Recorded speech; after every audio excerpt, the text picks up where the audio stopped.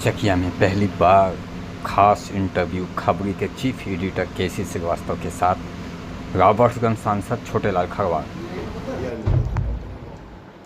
लोकसभा सामान्य निर्वाचन 2024 के परिणाम आने के बाद पहली बार चकिया विधानसभा के नगर पंचायत चकिया में माननीय सांसद छोटेलाल खरवार जी यहाँ पे आए हुए।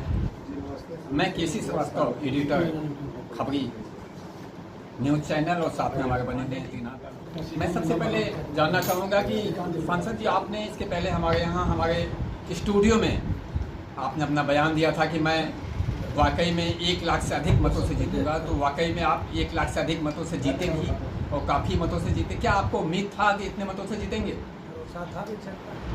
और समाजवादी पार्टी के कार्यकर्ताओं पर, इंडिया गठबंधन के कार्यकर्ताओं पर पूरा मेरा भरोसा था कि हम 1 लाख से ज़्यादा वोट से जीतेंगे और वो जीत आपके सामने। एक चीज़ मैं जानना चाहता हूँ कि आप चुनाव से कुछ दिन पहले ही पार्टी ज्वाइन किए थे और उसके बाद आपको टिकट भी मिला, बम्पर मतों से आप विजयी हुए, तो आप कैसा फील महसूस कर रहे हैं?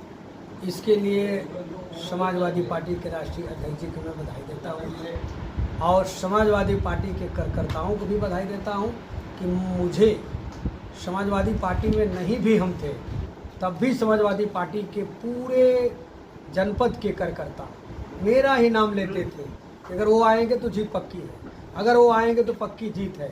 यह संदेश हमारे राष्ट्रीय अध्यक्ष जी के पास से गया था। कार्यकर्ताओं के सम्मान करते हुए निर्णय लिया, आज परिणाम आपके सामने। एक चीज़ मैं जानना चाहूँगा, आप विजयी घोषित किए गए हैं, यहाँ पे बम्पर मतों से 1,29,000 कुछ मतों से आप जीते भी हैं।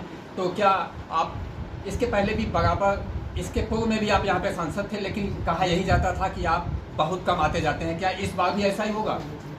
बहुत ज़्यादा मैं आता जाता हूँ, जो कहता है वो झूठ कहता है, क्योंकि चकिया नौगढ़ में घर है। तो जितना मैं चकिया में आया हूँ, न्योता हकारी मननी करनी हर ब्याह शादी में मैं उपलब्ध रहता हूँ। आज उसी का भी परिणाम है कि लोगों ने मुझे नहीं भी सांसद रहे हैं तब भी और रहे हैं तब भी बराबर लोगों का आते और जाते रहते हैं और ये जनता का परिणाम है कि मुझे सफलता लाया है। एक जानकारी और, यहाँ पे बहुत सारे पिछड़ा समाज रहता है और यहाँ पे बहुत सारी चीज़ें हैं जो कि हो नहीं पा रहे हैं। यहाँ पे बहुत सारी समस्याएं हैं, पानी टेल तक नहीं पहुँच पा रहा है, किसानों की समस्याएं हैं। इस पे आपका ध्यान आकृष्ट करना चाहूँगा कि यहाँ पे जो लेफ्ट करनासा नहर से मायना निकली हुई है, जो बोदारा खोज तक जाती है, वहाँ पे पानी नहीं पहुँच पाता है। किसानों के 500,000 से मायना निकली हुई है, जो बोदारा खोज तक जाती है, वहाँ पे पानी नहीं पहुँच पाता है। किसानों के 500,000 बीघे खेत बिना पानी के रह जाते हैं। इसके लिए भी क्या आपने कुछ प्रोग्राम बनाया या लोगों के आपके यहाँ आवेदन आए हैं? अभी तो आवेदन नहीं आया है, लेकिन मुझे ये पता है, पूर्व में मैं सांसद रहा हूँ 16वीं लोकसभा का, तब भी एक कार्य को मैं जानता था, लेकिन भारतीय जनता पार्टी के कार्य में नहीं होता। जब इंडिया गठबंधन की सरकार बनेगी तो अच्छे तरीक़ा से पहल किया जाएगा और सदन से लेकर सदन तक ये कार्य को उठाया जाएगा और कार्य को कराया जाएगा। नहीं, भले ही इंडिया गठबंधन की सरकार बने या न बने, लेकिन आप तो सांसद तो वही हैं, आपकी भी तो जिम्मेदारी बनती है कि नहीं यहाँ पे वह कार्य करवाया जाए जो किसानों के हित में हो। हम नियमानुसार कार्य करेंगे, सदन में भी उठाएंगे, लिख कर देंगे और जो कार्रवाई करना है वो करेंगे। चकिया में आपके दर्शन बराबर होते रहे, यह चकिया वासियों की उम्मीद है कि आपसे यही उम्मीद से आपको विधानसभा से इतने जीता है आप। लेकिन मैं एक जानकारी और चाहूँगा कि क्या यहाँ के लिए जैसे शिक्षा का स्तर है, जो यहाँ पे कोई भी विज्ञान वर्ग का कोई भी क्लासेस नहीं चलता है, सरकारी पहल होगी क्योंकि युवाओं ने ही आपको विजयी बनाया, आपका क्या कहना है? देखिए, युवाओं के लिए रोजगार से लेके शिक्षा से लेके सभी पहलुओं पर विचार किया जाएगा और भारतीय जनता पार्टी के सरकार में हम लोग थे, लेकिन भाजपा वालों ने सुना नहीं कहीं। अगर जब ही इंडिया गठबंधन की सरकार बनेगी तो पूर्ण विश्वास के साथ मैं आपको दिलाता हूं कि निश्चित तौर पर नियमानुसार शिक्षा से लेके, रोजगार से लेके, नौकरी से लेके हर कार्य किया जाएगा। एक जानकारी लेना चाहेंगे कि यहाँ पे नगर पंचायत चकिया या चकिया विधानसभा या आपके पूरे राबर्ट्सगंज लोकसभा, चूँकि आपके 4 विधानसभा यहाँ से दूर पड़ते हैं, एक ही विधानसभा है जो चंदौली जिले में पड़ता है, आपका ध्यान हमेशा 4 विधानसभाओं की ओर रहेगा। क्या आप चकिया को भी उतनी ही सोनभद्र जिले के विधानसभाओं को?